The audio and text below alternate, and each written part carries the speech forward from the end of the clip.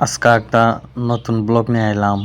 সবাইকে ধন্যবাদ, সবাইকে নমস্কার, আসসালামু আলাইকুম। নতুন একটা কৃষি খামারের ভিডিও নিয়ে এলাম। এটা আমারই নিজের কুশিয়ার ক্ষেতের ছবি, সবাইকে দেখাতে চাই। অনেকদিন পরে আমার কুশিয়ার ক্ষেতেতে গেলাম, গিয়ে দেখলাম কি অবস্থা, কীরকম আছে, কি হবে না। গিয়ে দেখলাম একদম পাতা উতা ময়রা চইরা সব শেষ।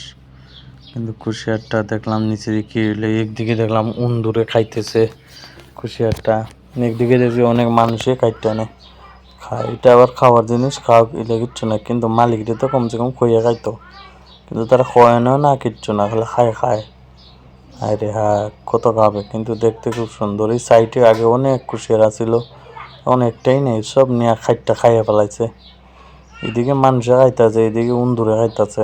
কতদিন যাইব এটি, বেশি দিন যাইতো না। এরপরে আমার বাড়িতে তো এটা অনেক দূর, তার হইলে কিমান ফটাফটি খেয়ে দিকে আইলাম, কিন্তু এটা কিন্তু অনেক দূর।